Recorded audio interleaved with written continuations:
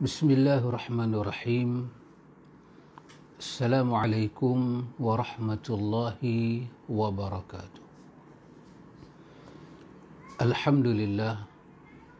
Allahumma ati nafsi taqwaha wa zakkiha.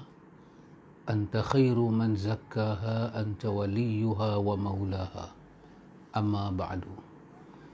Alhamdulillah, summa alhamdulillah. Para penonton dan para jemaah ikhwatul iman, a'azakumullah wa uhibbukum fillah, yang dirahmati Allah sekalian.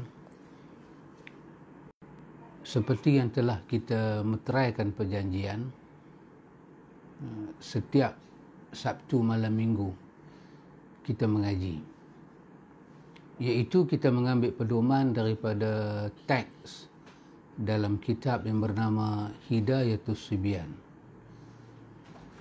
ataupun terjemahan dalam bahasa Melayu kalau kita nak pindah kepada pedoman, bimbingan, panduan terhadap anak-anak, yakni di dalam usaha kita tarbiyah anak-anak kita, memberi pendidikan yang pendidikan itu berasaskan kepada acuan agama, yang pendidikan itu sebenar-benar metod yang betul, dan itu merupakan satu mas'uliyah, suatu tanggungjawab yang Allah berikan kepada kita, yang terhimpun pada ayat dalam surah Tahrim, ya ayyuhalladzina amanu qu anfusakum wa ahlikum nara.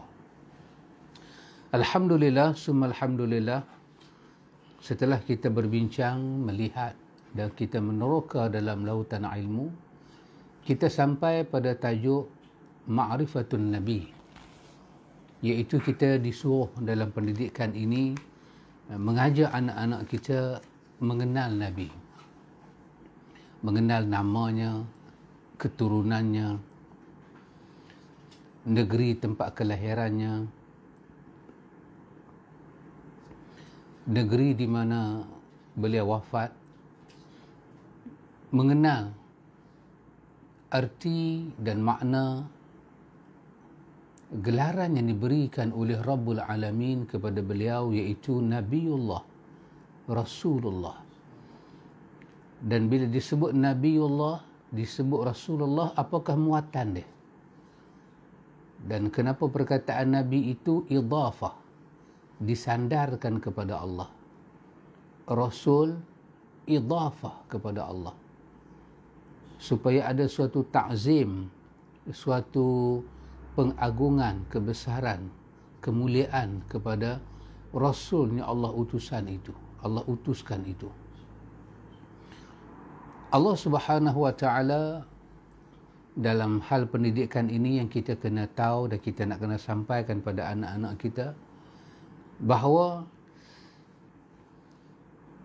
lebih kurang kita kata dalam lingkungan 13 tahun ketika Umar Muhammad bin Abdullah huwa Rasulullah salawatullah wa salamuhu alaihi daiman ila yaumiddin, Allah ambil 13 tahun ketika umur baginda 40 tahun diturunkan wahyu Iqra bismi rabbikal ladzi khalaq. Bermula tarikh itu Muhammad bin Abdullah sah menjadi Nabiullah. Allah hanya akan menggunakan dia untuk menurunkan seluruh khabar daripada langit, pemberitahuan tentang Allah, syariat Allah, agama Allah, kehendak Allah, perintah Allah, kemahuan Allah. Apakah erti agama, apakah erti hidup di dunia, apakah erti makna hidup di akhirat, kesemuanya Allah hanya pilih utusan Allah yang bernama Nabiullah. Kemudian Allah turunkan ya ayyuhal muddathir, maka beliau menjadi Rasulullah. Jadi selama umur baginda 40 tahun itu, lebih kurang dalam catatan sirah ini dia merekodkan hampir 13 tahun baginda duduk di Mekah. Setelah mencapai umur 40 tahun, kita kata campur dengan 13, hampir dalam umur baginda 53 tahun. Duduk di Mekah menyampaikan Islam, memperkenalkan makna la ilaha illallah, apakah makna an ya'budullah wajtanibut taghut, mengajak masyarakat yang ada bersungguh-sungguh memperkenalkan kepada masyarakat yang ada apakah kepada makna menyembah Allah Subhanahu wa taala dengan sembahan yang benar. Benar cara menyembah Allah Subhanahu wa taala, bukan dengan cara yang direka-reka. Memperkenalkan ajaran akhirat, memperkenalkan kehidupan setelah kematian. Ada hidup yang akan kita terokai. Kesemuanya ini, ikhwan, adalah perkara yang baru untuk masyarakat Mekah. Sesuatu yang mereka dengar benda baru, mereka tak pernah dengar agama yang menyatakan bahawa Tuhan hanya satu. So, bila mereka dengar Muhammad menyampaikan bahawa Allah hanya satu, qul huwallahu ahad, benda ini menjadi kepelekan. Sebab mereka telah terbiasa menyembah berhala-berhala yang begitu banyak, dengan cerita yang berbagai-bagai, dengan pengaruh yang berbagai-bagai, dengan kepercayaan yang berbagai-bagai. Bila dengar ajaran baru ini, untuk mereka ajaran baru, ini nama dia ajaran Tauhid. Sebab mereka orang Arab, mereka tahu makna Tauhid. Wahada yuwahidu tauhidan ay ja'alahu wahida. Mereka tahu itu. Ifradullah fil ibadah, itu mereka tahu. Mengifradkan Allah Ta'ala dalam ibadat. Jadi bila ini masuk, perkara ini menjadi susah nak faham ke, tak boleh faham ke, itulah yang menjadi problem ketika itu. Tapi Allah memupuk kepada kekasih dia perasaan sabar, halim, hanif, rauf, rahim. Allah letak dalam hati kekasih dia. Yang Allah sebut bahagian-bahagian akhir daripada surah Taubah. Laqad ja'akum rasulun min anfusikum azizun alaikum. Allah jaga dia. Allah beri sifat-sifat mahmud, sifat-sifat yang cukup terpuji kepada kekasih dia, Nabi dia dan Rasul dia. Nak memperkenalkan kepada manusia bahawa bila disebut isi agama ini, isinya adalah Tauhid. Dan dalam masa yang sama, nak mengajak manusia kepada an ya'budullah, dan dalam masa yang sama, nak mengajak manusia menjauhi taghut. Nak memperkenalkan apakah makna taghut kepada masyarakat ketika itu. Bukanlah sesuatu perkara yang mudah. Kenapa? Kerana mereka hidup dalam suasana taghut. Seperti Imam Ibn Qayyim menyebut kepada kita, pertama sekali taghut itu adalah iblis. Iblis itu adalah sebesar-besar taghut, alaihi la'natullah. Sebab daripada dialah muncul segala keburukan, kemungkaran, kesyirikan, hasutan dia, mainan dia, bikinan dia. Dia yang membawa manusia ke situ. Dia yang meniup nafas kehembusan yang dikatakan riya, sum'ah, ujub, takabur. Dia yang tiup. Ghil, yang pada ayat 10 daripada Al-Hasyr itu diguna perkataan ghil, dan juga dalam surah yang lain disebut ghil. Wa naza'na ma fi sudurihim min ghil. Bila ahli syurga nak masuk ke syurga, syarat nak masuk ke syurga itu Tuhan buang dahulu ghil. Semua penyakit hati yang membawa dunia dalam keadaan buruk, ghil. Dengki, busuk hati, kesemuanya ghil. Dendam, kesumat, ghil.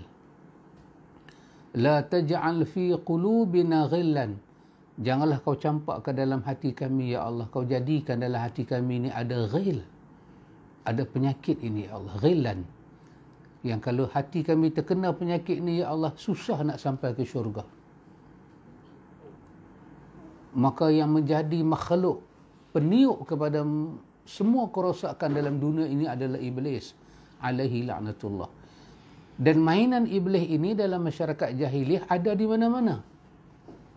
Permintaan-permintaan mereka terhadap kemahuan berhala, nak membawa berhala itu ke mana, ada pada mereka.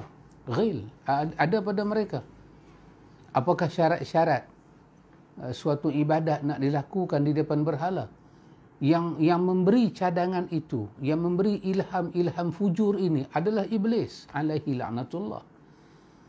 Kerana itu Allah menyatakan, ya bani adam alla ta'budu syaitan innahu lakum aduwwum mubin.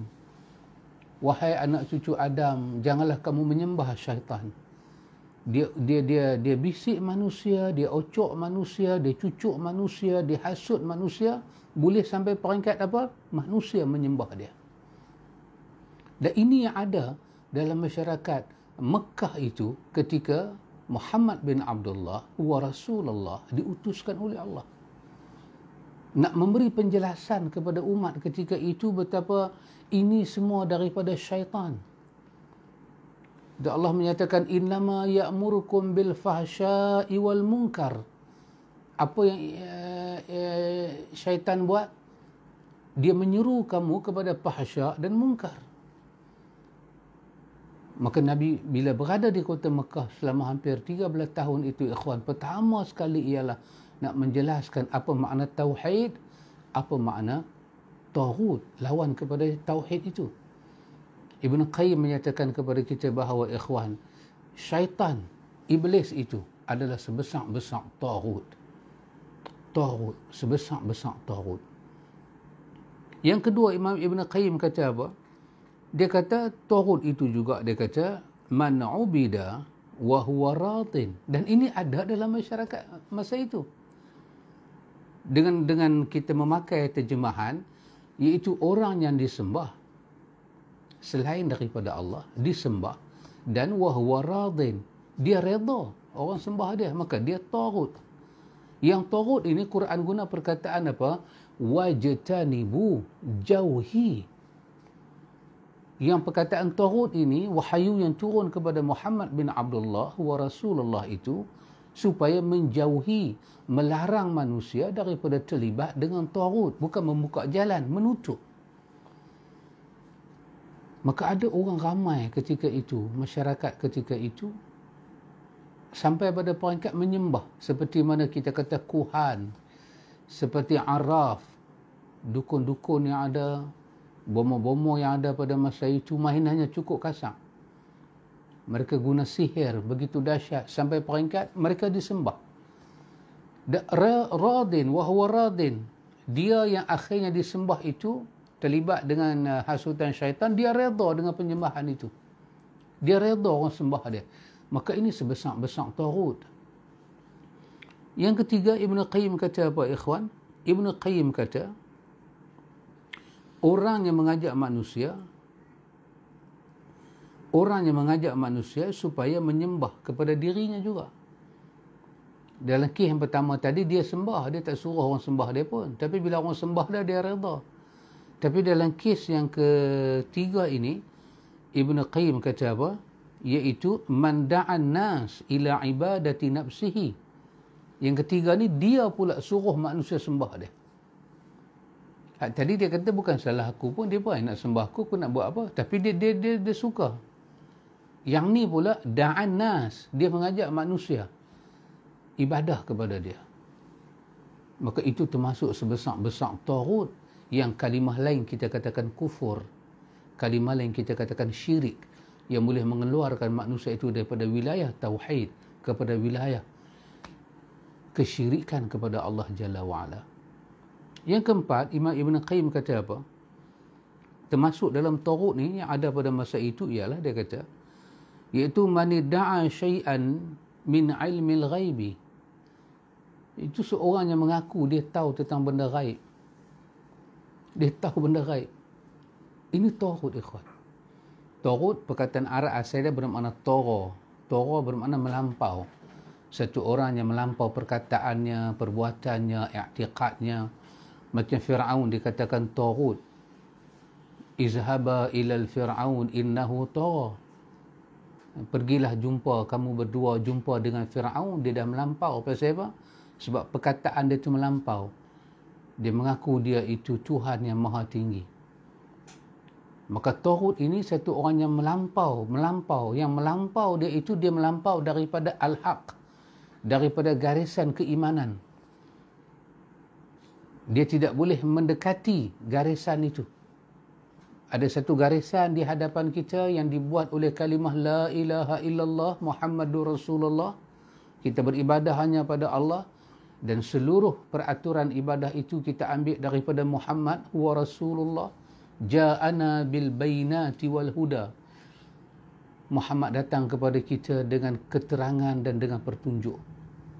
Kita kena ambil keterangan itu dan petunjuk Muhammad itu yang Nabi sendiri sebut pada kita dalam riwayat Muslim, fa inna khairal hadi hadiyu Muhammad. Sebaik-baik petunjuk adalah petunjuk Muhammad. Maka itu yang kita kena ambil. Tiba-tiba ada orang dia melampau daripada petunjuk itu. Dia mengaku kata dia tahu semua benda gaib. Benda akan datang. Semua dia boleh sebut. Dia boleh ramal nasib orang. Ibn Qayyim kata inilah perkara yang disebut sebagai taghut. Dan ada ketika masyarakat itu. Dan yang kelimanya Ibn Qayyim kata apa dia? Ibn Qayyim kata وَمَنْ حُكْمُ بِغَيْرِ مَا أَنْزَلَ اللَّهِ, iaitu semua orang yang berhukum dengan hukum yang tidak diturunkan oleh Allah. Itu taghut. Dan memang masyarakat yang Nabi diutuskan itu, itulah masyarakatnya. Tak ada satu hukum Allah. Walaupun mereka kata mereka dekat dengan agama Hanif, agama Hanafiyah, agama Ibrahim, tapi tak ada satu ajaran Ibrahim masih tinggal. Yang mengaku mendapat Injil, tak ada satu Injil mereka ikut. Yang katanya reti tentang Taurat, tak ada satu Taurat mereka ikut. Maka kesemuanya pindah. Termasuk apa yang berlaku zaman Nabi. Bila Nabi tanya kepada orang Yahudi, kalau berlaku hukum zina di kalangan kamu, apa kamu nak buat? Apa nak buat? Dia tutup hukum itu dengan tangan baju dia tutup. Nabi kita, kenapa kau tutup? Sebab dia tahu Nabi seorang ummi, tak boleh baca. Tapi dia lupa, memang Nabi tak boleh baca, tapi huwa Rasulullah. Dia Rasulullah. Allah hantar Jibril bagi tahu, kata kenapa dia tutup lengan dia? Kenapa tidak melaksanakan hukum yang berlaku kepada asyraf, kepada orang-orang Yahudi di kalangan pembesar mereka yang buat benda ni salah? Kenapa tak ditegakkan hukuman itu? Kenapa seleweng? Maka kesemuanya mereka pakai undang-undang bikinan sendiri, dan akhirnya mereka tolak yang Tuhan punya, tolak dengan penuh penghinaan. Maka Ibn Qayyim kata apa? Kata Imam Ibn Qayyim Al-Jauziyah rahimahullahu ta'ala, dia kata inilah dia dikatakan sebagai ru'usul khamsah kepada at-tawaghit. Inilah kepala besar yang menjadi pokok kepada hal-hal taghut. Daripada 5 perkara ini, dia akan bercabang-bercabang jadi banyak pecahan dia. Pertama, iblis alaihi laknatullah. Yang kedua, orang yang redha dia disembah walaupun dia tak minta dia disembah. Yang ketiga, orang yang mengajak manusia sembah dia. Yang keempat, orang yang mengaku mengetahui benda gaib.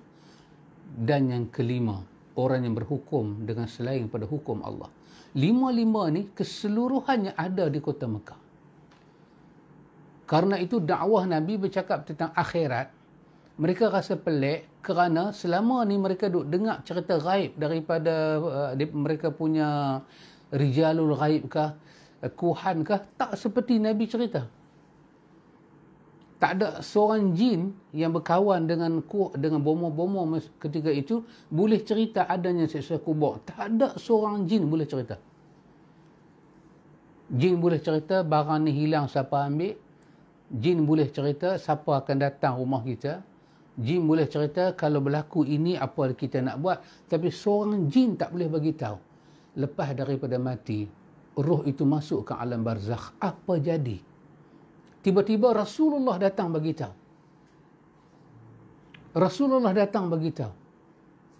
Hal ataka hadithul ghashiyah wujuhun yawma izin khashi'ah amilatun nasibah tasla naran hamiyah tusqa min ainin aniyah laysa lahum ta'amun illa min dari' la yusmin wa la yughni min ju'. Bukan kata bomok itu terkejut, orang yang bercakap tentang agama itu terkejut. Jin-jin yang duk sampai itu pun lari berlentang pukang. Kerana terkejut dengan perkhabaran yang dahsyat ini. Maka kerana itu mereka tak boleh terima, tak boleh nak fikir dengan waras. Apa yang Muhammad nak sampaikan ini? Untuk memecah 5 perkara ini, ikhwan. Bukan memakan masa sehari, 2 hari.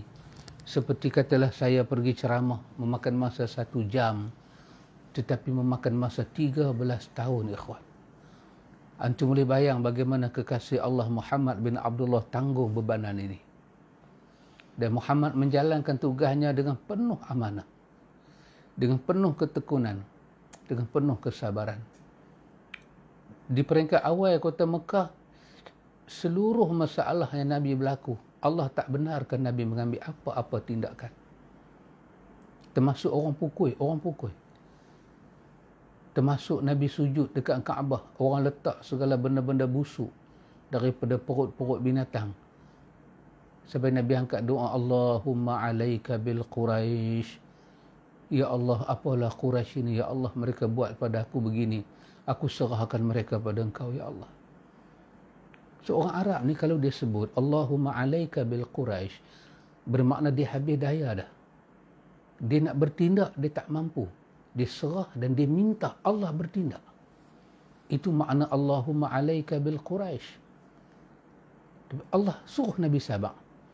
Tak ada satu ayat jihad di Mekah, tak ada satu ayat suruh melawan balik di Mekah. Kesemuanya wasbir ala ma yaqulun wahjurhum hajran jamila.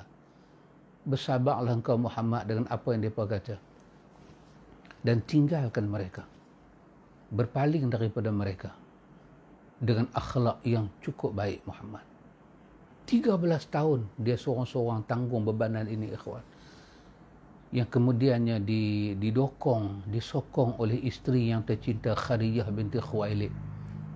Kemudiannya orang mendengar dakwahnya, ada orang masuk seorang demi seorang. Allah bebankan, Allah letakkan amanah kepada Rasulullah untuk menyampaikan tentang hal Tuhan ini. Hal tentang akhirat, hal tentang kehidupan di sana, hal tentang kehidupan di sini.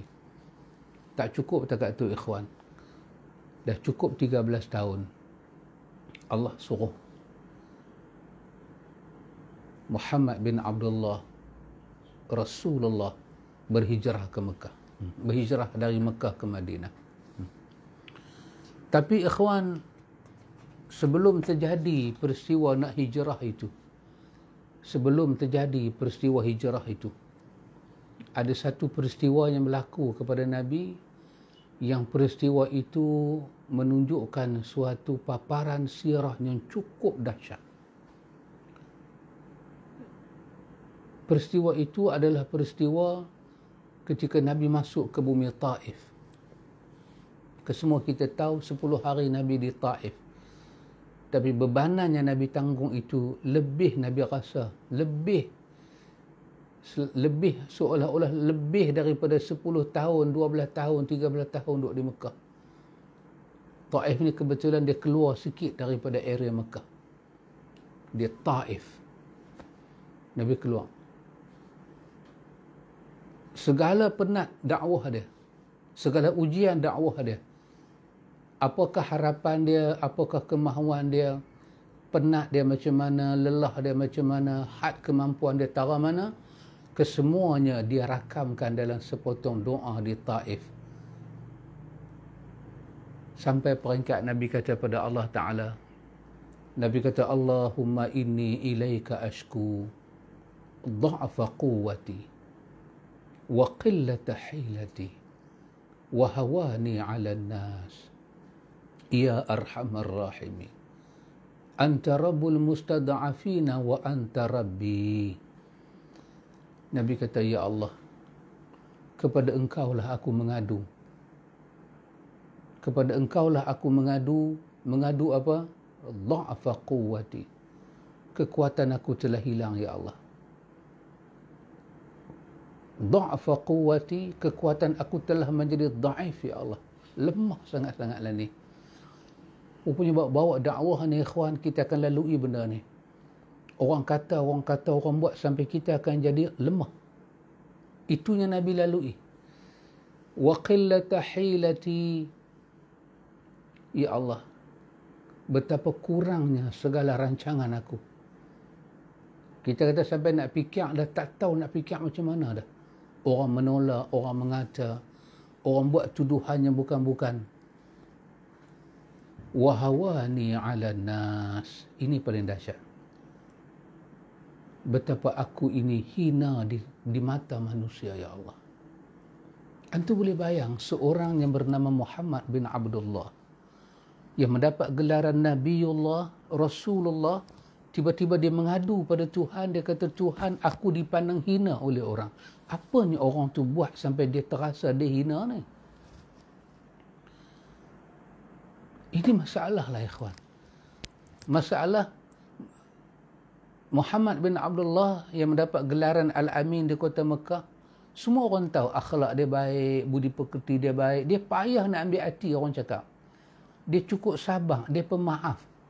Tiba-tiba sampai pada satu tahap, orang punya buat dia, punya kata ke dia, sampai dia menyebut kepada Tuhan dia, aku ini hina di mata mereka, ya Allah. Ini satu bab dalam akhlak, dikatakan apa? Muhammad Ghazali tulis satu buku tentang akhlak. Dia kata apa, ikhwan? Dia kata, janganlah kita bertindak. Bertindak macam mana? Kita kata dekat satu orang tu, kita kata, kita keji ke kita apa, peringkat awal kita kata dia tak sedap pun kita kata ke dia. Sampai satu hari, dia baru sedap kita kata ke dia. Kalau ini berlaku, Muhammad Ghazali kata, kita pasti akan menanggung kerugian. Kerana tidak ada orang yang sedap orang kata ke dia, yang dia akan boleh duduk depan orang tu lagi dah. 13 tahun Nabi kita Muhammad berdakwah di Mekah. Dia tak sebut benda ni, ikhwan. Tapi dia duduk 10 hari di Mekah, dia kata benda ni. Di 10 hari di Taif, dia kata benda ni. Masa-masa dia lalui sebelum tu, macam-macam orang buat. Dia tak kata pun, Tuhan, lemah dah kekuatan aku dah lagi. Dia tak kata dah. Tak tahu dah nak rancang macam mana. Orang buat macam-macam di Mekah. Dia boleh sabar lagi. Tapi bila dia sampai had dia di Taif, nampaklah macam mana terbebannya dia. Nampaklah macam mana dugaan begitu besar melanda hidup dia. Sampai dia kata, Allahumma ilaika ashku dha'fa quwwati wa qillata hilati. Aku mengadu padamu Tuhan, betapa lemahnya kekuatan aku dan betapa sedikit dan kurangnya helahnya aku ada. Dan betapa paling dahsyat, ya Allah, aku dipandang hina oleh manusia. Nabi kata pada Allah, ya arhamar rahimi, tak apa ya Allah. Aku tahu kau maha penyayang daripada yang sayang. Anta rabbal mustada'afin. Engkau lah Tuhan pada orang yang lemah. Wa anta rabbi. Engkau juga Tuhan aku dan kau tahu aku lemah, ya Allah. Nabi kata, ila man takiluni. Tengok isi dakwah yang dia bawa tu, ikhwan. Dia kata, ya Allah, kepada siapalah kau nak serahkan aku, ya Allah. Ila ba'idin yatajahamuni. Kepada orang jauh yang mereka akan bermasam muka kepada aku, ya Allah. Aku jijak kaki ke Taif sahaja, daripada tunjuk dah muka tak suka. Am ila aduwin malaktahu amri. Ataupun kau nak serah aku pada musuh aku, ya Allah. Yang musuh aku itu akan menghancurkan segala urusan aku. Illam yakun bika alayya ghadabun fala ubali. Tengok Muhammad bin Abdullah. Dia kata apa? Dia kata, ya Allah, kalau kesemua ini aku tanggung semata-mata kerana engkau, dan itu menyebabkan kau tak murka pada aku, ya Allah, fala ubali. Aku tak peduli apa yang aku tanggung. Aku akan teruskan berdakwah. Walaupun kesemua ini aku dilalui, yang pandang rendah pada aku manusia, asalkan kau tak pandang aku rendah.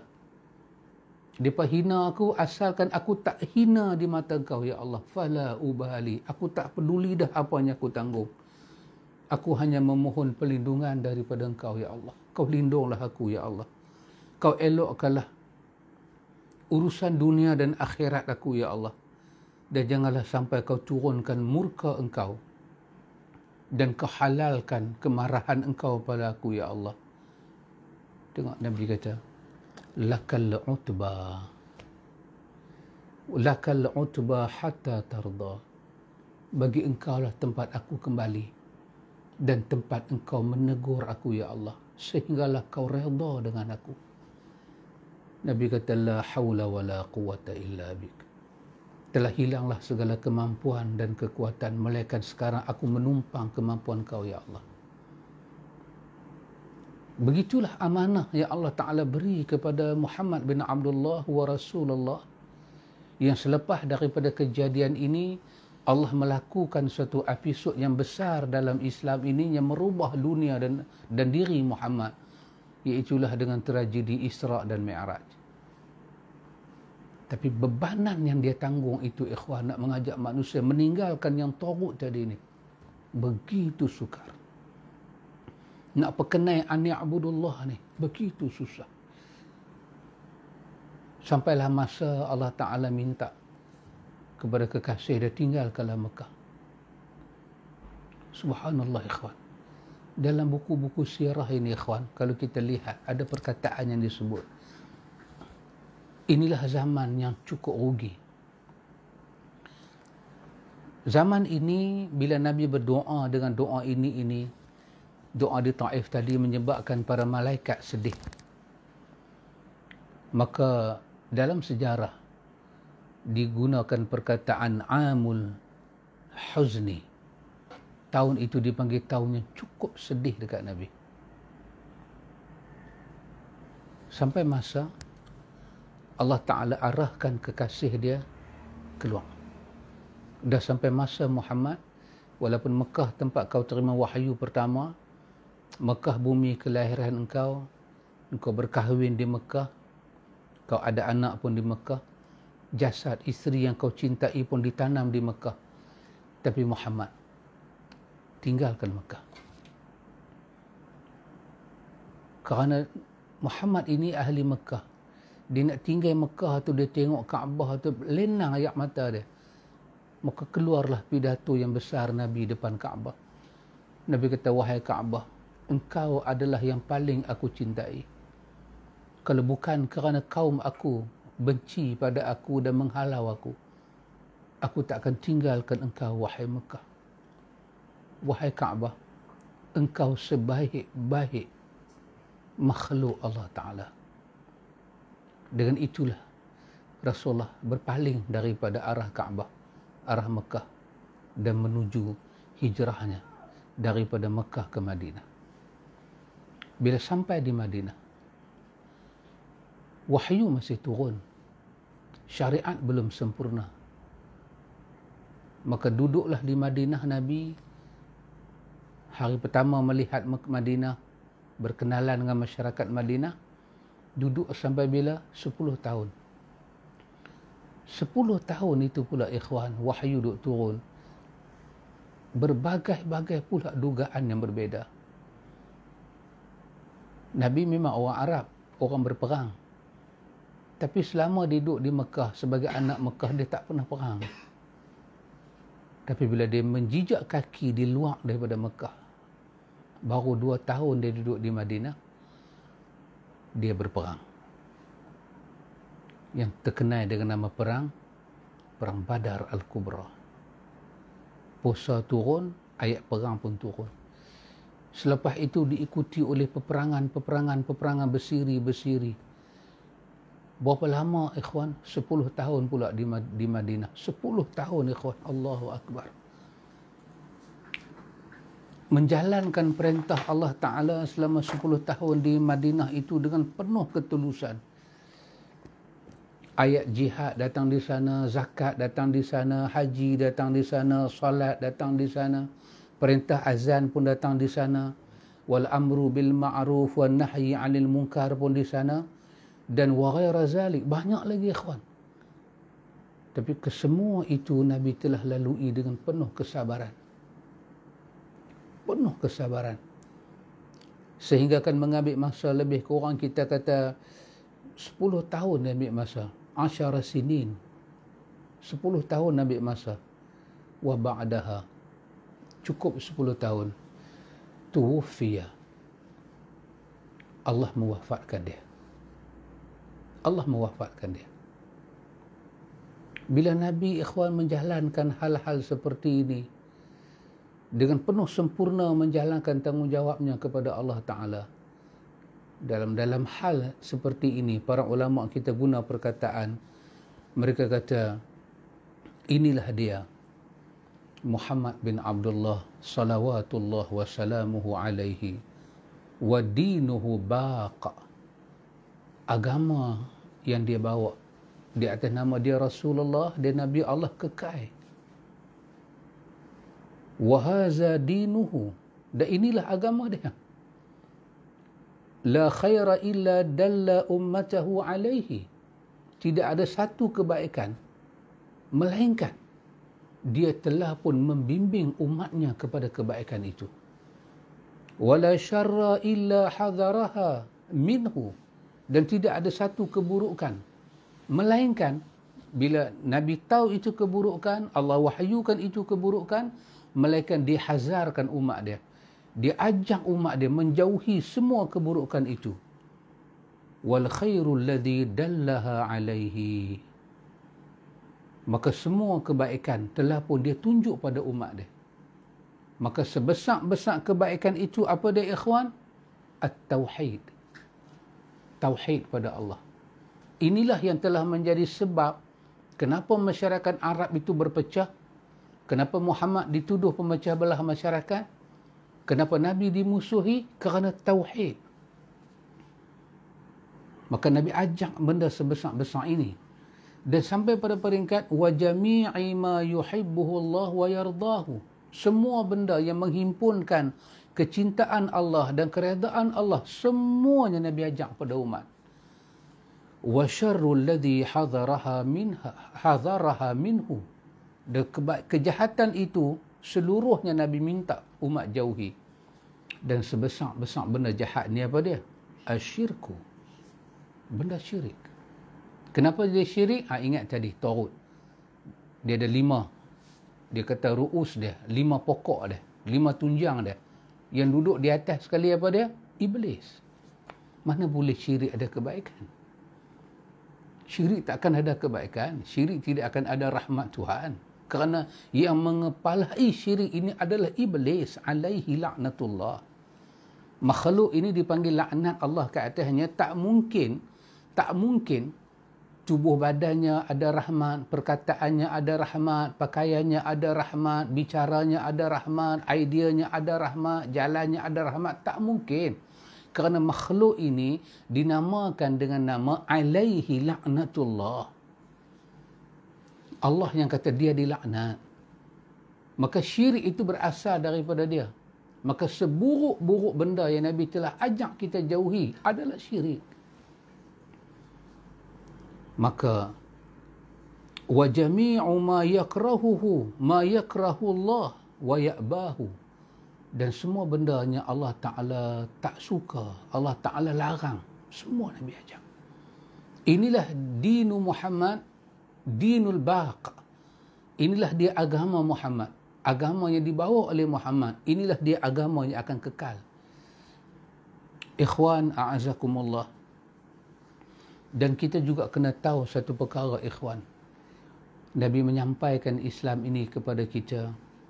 Ba'athahu Allahu ila an-nasi kaffatan waftarada ta'atahu ala jami'i thaqalain al-jinni wal-ins. Allah bangkitkan Nabi Muhammad ini untuk manusia seluruhnya. Dan Allah wajibkan untuk taat kepadanya daripada kesemua kalangan jin dan manusia. Dipanggil thaqalain. Thaqalain, thaqal bermakna berat. Thaqalain, dua benda yang diberatkan. Yang diberatkan dengan tanggungjawab. Tanggungjawab apa? tanggungjawab untuk beriman pada Allah dan ikut Nabi Muhammad. Sakalain, dua makhluk yang dibebani dengan amanah yang berat, iaitu jin dan manusia.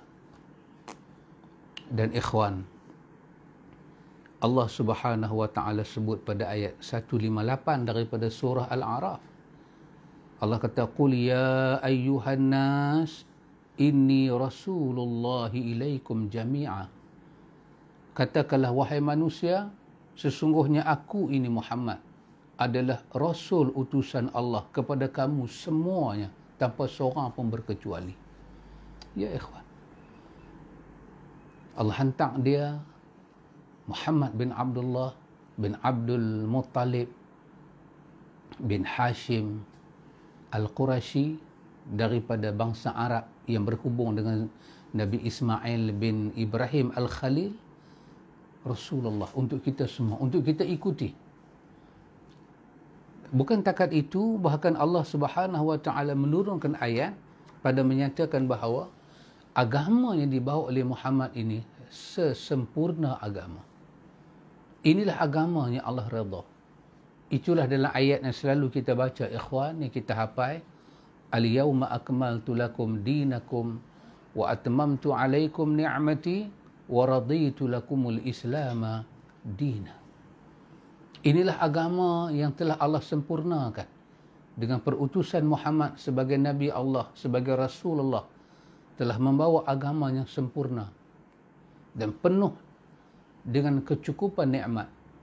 Dan paling dahsyat Allah menyebut, wa raditu lakumul islama dina. Allah kata, aku redha. Allah kata dia redha. Islam yang Muhammad bawa ini untuk kamu pakai sebagai agama kamu, aku redha. Itulah yang menyebabkan imam kita, Imam Darul Hijrah, rahimahullahu ta'ala, dia menyatakan bahawa fama lam yakun yawma idzin dinan fala yakunul yawma dina. Kata Imam Malik, apa-apa yang tak pernah menjadi agama di zaman Muhammad, maka dia tidak akan jadi agama pada hari ini. Maka agama semuanya kena dilihat kepada Muhammad. Pasal itu ikhwan, hal ini mesti diketahui dengan betul ikhwan.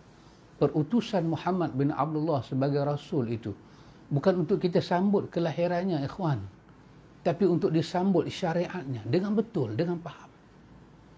Sehingga Nabi sebut dalam riwayat Irbad ibn Sariyah, juga hadisnya diriwayatkan oleh berbagai imam, Abi Dawud, Tirmizi, dengan kedudukan yang sahih. Irbad ibn Sariyah Nabi kata apa? Nabi kata, taraktum 'alal bayda lailuha kanahariha la yazighu anha ba'di illa halik. Nabi kata, aku tinggalkan kepada kamu agama, sunnah sebagai satu hamparan yang terhampak. Macam mana? Lailuha kanahariha.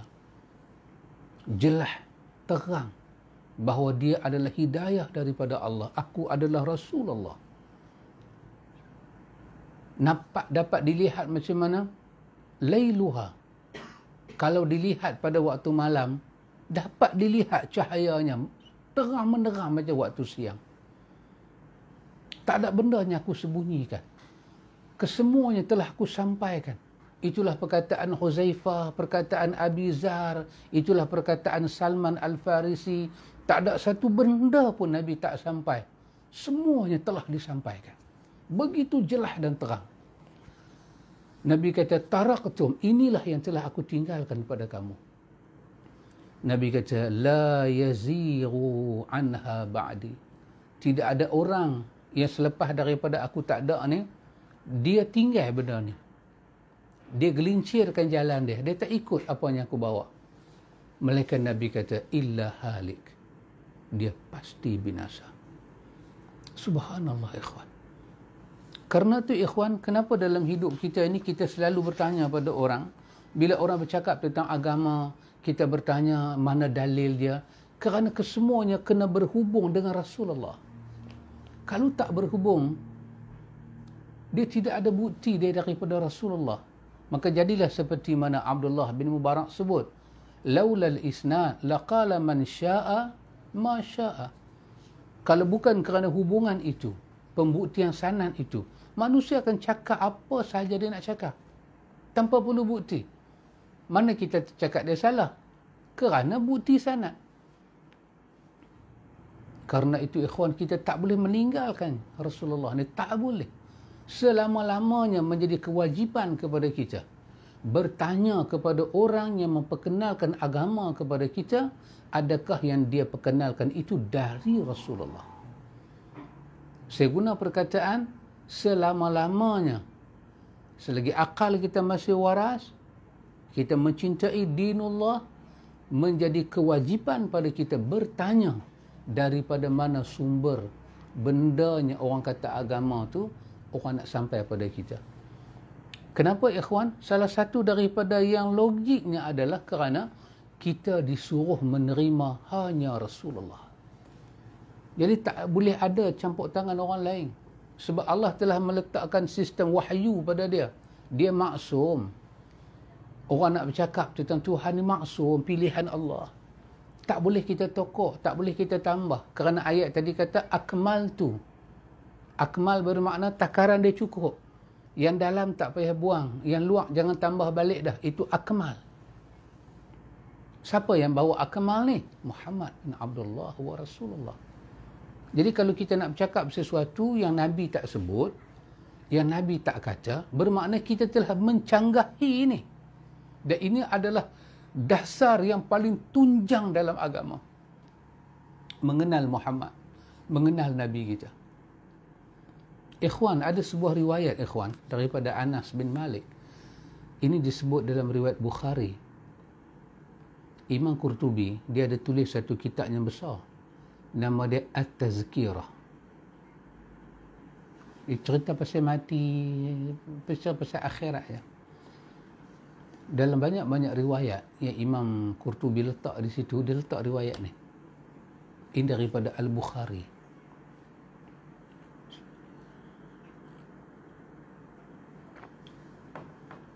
Riwayat ini ikhwan berkenaan dengan apa? Berkenaan dengan Anas cerita bila kita masuk dalam kubur. Bila kita masuk dalam kubur ikhwan, apa akan terjadi pada kita? Innal abda idza wudi'a fi qabrihi. Hamba bila diletak dalam kubur, apa akan jadi? Tawalla anhu ashabihi. Kawan-kawan semua akan balik. Ini pertama akan jadi. Subhanallah ikhwan. Apa dia? Innahu la yasmi'u qar'un ni'aluhum. Dia akan dapat dengar serikan kasut kawan-kawan yang balik. Allah kembalikan roh dia. Dia dapat dengar. Dan dia tahu kata dia berada di mana. Ketika itu ikhwan, kuburnya begitu sepi, akan terserlah kesepian dia. Antum boleh bayang masa kita hantar anak kita pergi asrama, bila dia nampak saat perpisahan itu, dia duduk lambai tangan ke kita, kita lambai tangan ke dia, kereta kita duduk bergerak, macam mana air mata dia turun. Sepi bermukim di hati. Ya ikhwan, ini adalah suatu perkara yang setiap orang masuk dalam kubur sangat takut. Bila dengar serikan kasut, tahu dah dia ditinggalkan. Tadi daripada awal lagi roh dia naik, dicabut roh dah, dia naik ke langit. Lepas tu dia datang balik ke alam barzakh, ke alam kubur. Dia mai balik. Dia mai, dia tengok semua orang tinggal dia. Jantung dia itu berdenyut ikhwan. Sangat menakutkan. Ketika itu, beserta dengan ketakutan yang dia dengar orang duk tinggal dia itu dengan penuh kesepian yang menakutkan. Serta merta ketika itu Nabi kata, atahu malakani. Serta merta ketika itu datang dua malaikat. Nabi kata, fayaq'uda. Apa malaikat buat? Malaikat akan dudukkan dia. Tahu dia takut, muka dia takut, sangat takut. Maka kedua-duanya akan dudukkan dia. Soalannya pertama, ikhwan. Dia berkata dekat dia, ma kunta taqulu fi hadzal rajul Muhammad sallallahu alaihi wasallam. Apakah yang akan kau katakan kepada kami tentang seorang laki-laki yang bernama Muhammad sallallahu alaihi wasallam? Ikhwan, hak tajuk kita duk baca di Ma'rifat Nabi ni, kenal Nabi. Kita duk ajak manusia kembali pada sunnah Nabi. Kalau rasa ini kecil, cuba ambil tajuk yang kita duk bercakap ini dengan apa tragedi dalam kubur ni. Datang dua malaikat yang kita tahu Munkar, yang kita tahu Nankir. Dia tanya satu soalan. Dia kata pada orang yang mati itu, yakni kita, ma kuntu taqul fi hadzal rajul Muhammad. Apa yang kamu nak kata tentang Muhammad? Subhanallah, ikhwan. Dengan kesepian yang ada, ketakutan yang ada, kengerian yang ada, mayat berada dalam keadaan cukup takut, tiba-tiba ditanya, apakah kau nak kata tentang Muhammad? Yang dulu kau dengar kata kena semayang macam Muhammad, kena haji macam Muhammad, kena zikir macam Muhammad, kena beramal ibadah pada Allah macam Muhammad. Lah kami nak tanya, apa yang kau nak kata tentang dia? Nabi sebut sendiri pada kita, ikhwan, kejadian ni. Nabi sebut sendiri kejadian ni. Nabi kata apa? Nabi kata, kalaulah seorang itu seorang yang mukmin, dia beriman, dia kenal aku, dia ikut aku, Nabi kata, dia akan kata, asyhadu annahu abdullah wa rasulahu. Mukmin tu akan kata, aku menyaksikan dia adalah hamba Allah dan utusan Allah. Macam mana kita nak tahu Muhammad itu hamba Allah? Macam mana kita nak tahu Muhammad itu Rasulullah kalau kita tak belajar, ikhwan? Kalau kita tak ada maklumat, kita tak ada rujukan dalam Quran, dalam hadis yang sahih yang menyebut tentang Muhammad itu hamba Allah. Kenapa Muhammad disebut hamba Allah? Kenapa dia disebut Rasulullah? Kalau maklumat ni semua kita tak ada, macam mana kita nak sebut dia adalah hamba Allah, dia adalah Rasulullah?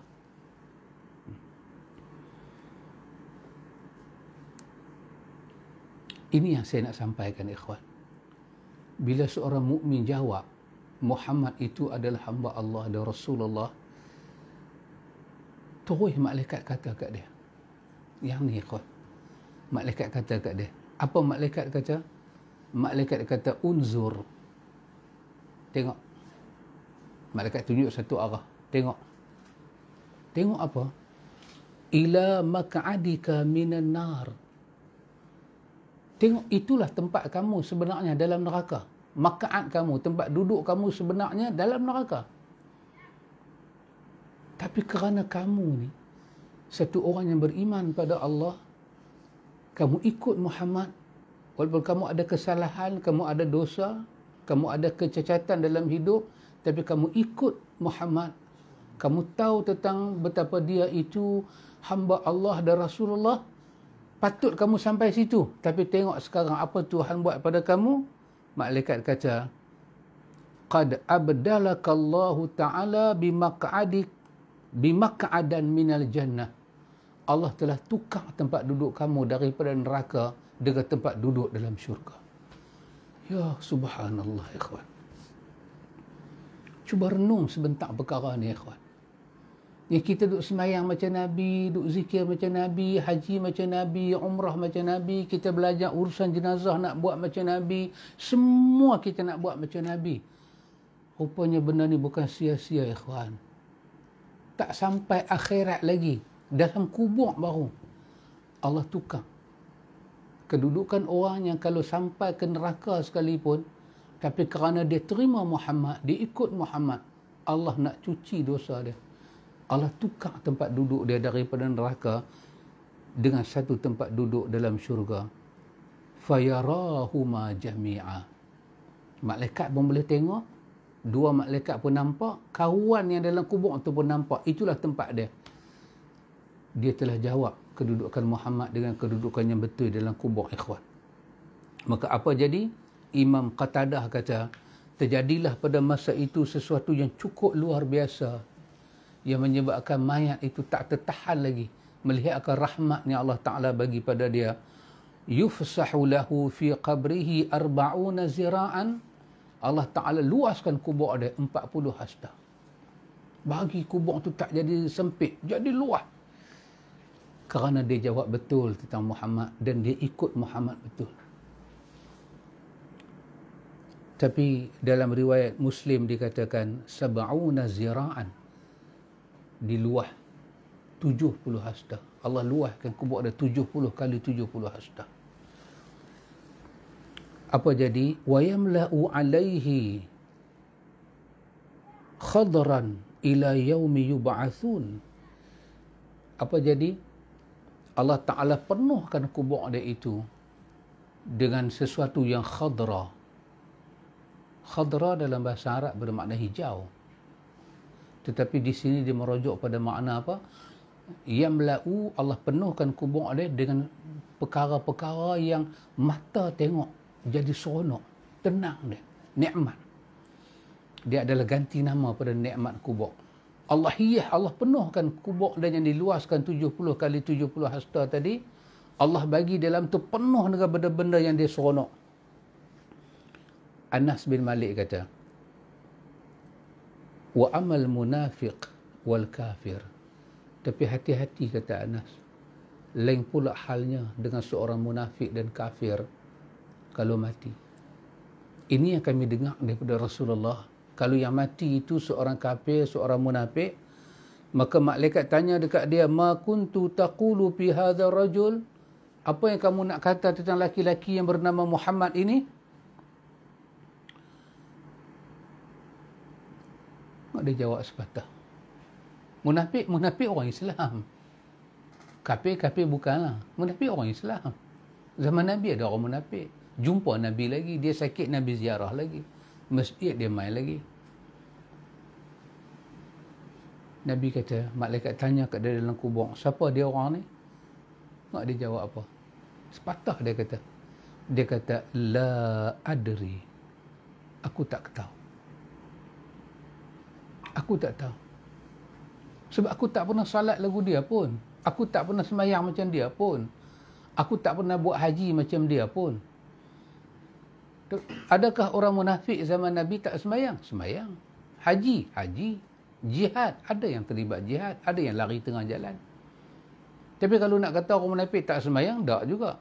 Tapi kenapa dia kata la adri? Aku tak kenal. Orang munafik duduk zaman Nabi, mana boleh tak kenal Nabi? Dia tengok muka Nabi. Macam tokoh yang merana sekarang ini, yang bernama Abdullah bin Ubay itu. Confirm munafik. Adakah dia tak tahu muka Nabi? Dia tahu. Tapi kenapa dalam kubur dia kata la adri? Aku tak tahu.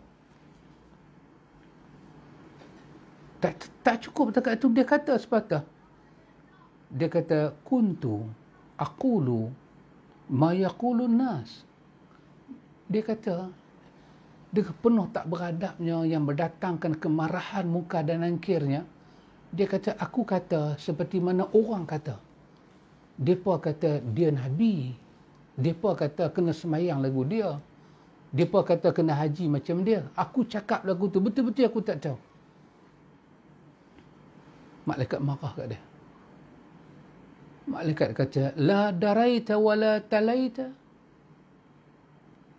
Hang tak pernah ambil tahu ke? Hang tak pernah tahu langsung ke pasal dia? Tak sempat dia nak jawab.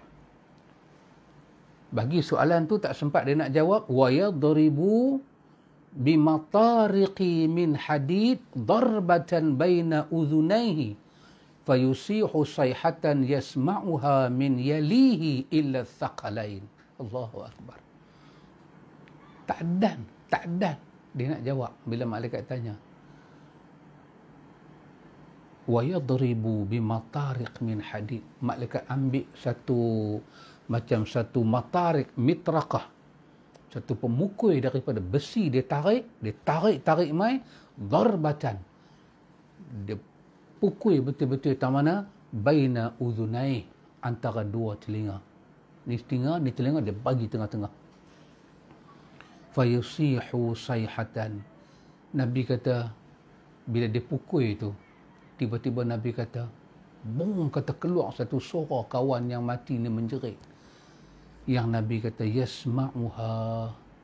Kalau dah tepi kubur tu ada binatang, Nabi kata, kamu dapat lihat binatang tu akan lari pergi jauh-jauh. Tapi Nabi kata, sayang, illa thaqalain, jin dan manusia saja tak dengar. Kalau kebetulanlah kejadian itu berlaku, atas kubur tu ada binatang, ada burung ke, ada unta ke, ada kucing ke, kebetulan memang dia kena macam riwayat ni, binatang tu akan lari, kamu akan nampak kepada binatang tu. Jin dan manusia tak dengar. Ikhwan, hadis ni diriwayatkan oleh Imam Bukhari. Artinya ma'rifatun Nabi ini adalah satu benda yang cukup penting, ikhwan. Ikut Nabi, kita kena memastikan jalan kita ikut Nabi itu betul. Adalah penting, ikhwan. Lepas itu kena tanya, ke mana ustaz ke, siapa-siapa kita tanya, syekh ke, ustaz ke mana Tuhan nak ajak kami pergi ni?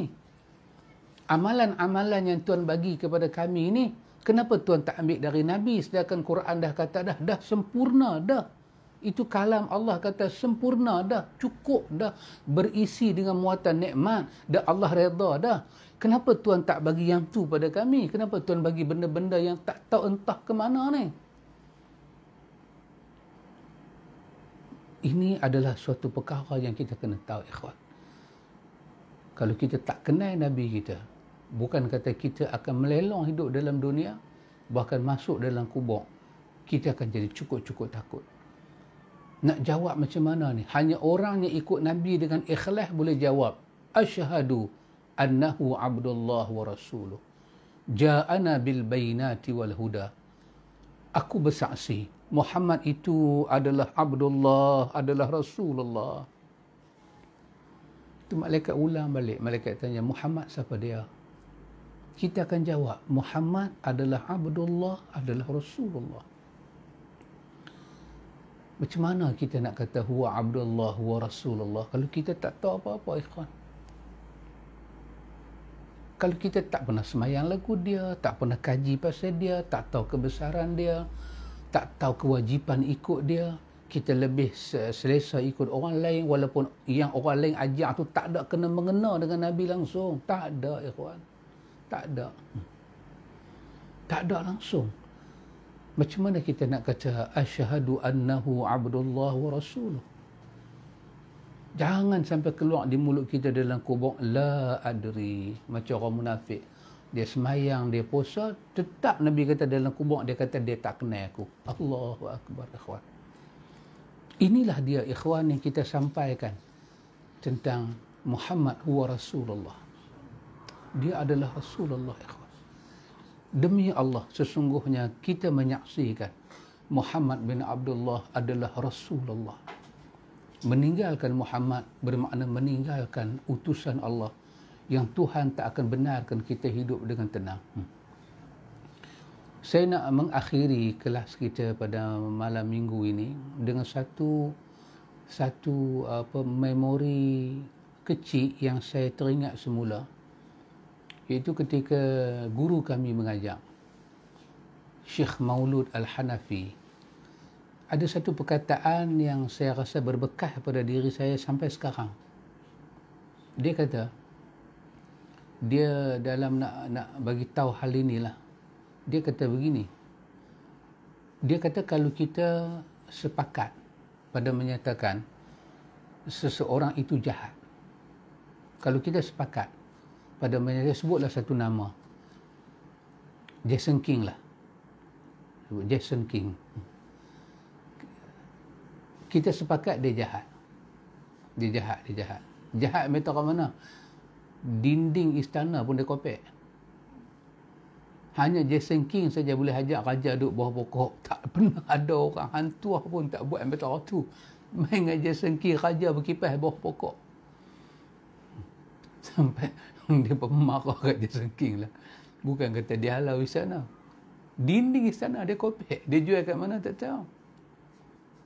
So orang sebut nama Jason King, jahat. Syekh kata begini, apabila Allah Ta'ala menjadikan peristiwa ini, apabila kita kata satu orang tu jahat, fulan tu jahat, sepatutnya kita bersyukur dan kita bahagia apabila kita tidak berkawan dengan orang jahat. Sepatutnya kita dah bahagia. Bila satu orang tu disebut jahat, kemudian Allah takdirkan kita tak kawan dengan dia, sepatutnya kita bahagia. Kenapa? Kita terselamat daripada jahat dia. Tapi apabila ada satu orang baik, disebut baik, dan Allah Ta'ala mentakdirkan kita ikut dia, kita patut bersyukur. Kenapa? Kerana kita didekatkan dengan kebaikan. Tapi kalau ada satu orang, kita tuduh dia jahat, tuduh dia ahli sihir, tuduh dia gila, tuduh dia pecah belah masyarakat, tuduh dia jahat. Tiba-tiba, bila kita tak kawan dengan orang yang kita kata jahat ni, tiba-tiba kita tak tenteram. Dia kita sebut jahat, tak ada nama baik pun kita bagi kat dia. Tiba-tiba selama kita tak kawan dengan orang jahat ni, kita tak tenteram. Kita tak seronok.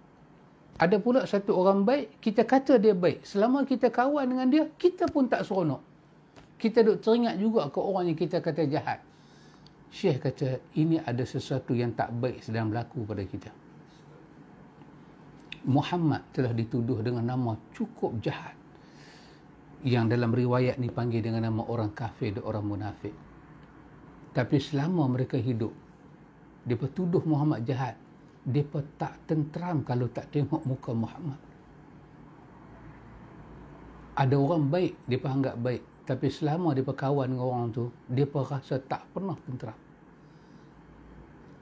Ikhwan, tenteramkah kita? Selama kita hidup ni, kita kata Nabi baik, tapi kita tak ikut cara dia sembahyang. Adakah itu nikmat? Adakah itu patut kita syukuri dan kita raikan? Saya ada Nabi saya cukup baik, tapi saya minta maaf lah, saya tak boleh sembahyang macam dia. Patutkah kita raih dengan statement macam tu? Kenapa? Kerana ini menanti kita, ikhwan. Subhanallah, ini menanti kita. Kalau dah kita confirm Muhammad itu orang yang baik, sepatutnya apa kita buat, ikhwan? Kita bahagia ikut dia. Kita bahagia zikir macam dia. Solat sunat macam dia. Safar macam dia, baca doa macam dia, haji macam dia, umrah macam dia, urusan kematian macam dia, azan macam dia, solat macam dia, jemaah macam dia, akidah macam dia, akhlak macam dia. Kalau kita boleh samakan antara ucapan kita dengan perbuatan kita, kita betul. Tapi kalau ucapan kita macam tadi, Muhammad jahat, ikut orang lain. Tapi selama ikut orang lain tak bahagia, pemikiran duk teringat kat Muhammad, bermakna hati kita terbalik. Kita tuduh orang tu jahat, tapi selama kita tak jumpa orang tu, kita rindu dekat dia. Kita teringat dekat dia. Bermakna lisan kita dengan hati kita, dia tidak synchronize. Dan Syekh kata ini suatu musibah hati yang paling besar. Ubatilah, ikhwan. Maka saya berazam, ikhwan, bercita-cita sungguh dalam diri saya. Apa saja kita buat, kita nak ikut cara Rasulullah. Supaya kita bahagia dunia dan akhirat. Insan yang seluruh kaum muslimin kata dia baik, insan inilah yang kita kena ikut kebaikan dia. Nak semayang, tanya macam Nabi. Kalau itu semayang Nabi buat, buat. Kita buat macam orang itu, macam Muhammad Rasulullah, kita jawab dalam kubur. Allah Ta'ala akan tunjuk nikmat dia. Tempat patut masuk ke neraka, Allah tukar tempat dalam syurga. Semoga Allah merahmati saya dan kita semua, ikhwan. InsyaAllah kita berjumpa lagi pada malam minggu yang akan datang. Rasanya masih lagi dalam tahun ini lagi. Kita tak retah lagi tahun baru. InsyaAllah kita akan sambung lagi daripada tajuk ini, apakah yang kita akan dapat. Semoga Allah memberkati saya dan kita semua. Subhanakallahumma wa bihamdika asyhadu an la ilaha illa anta astaghfiruka wa atubu ilaih. Wassallallahu ala nabiyyina Muhammad walhamdulillahi rabbil alamin.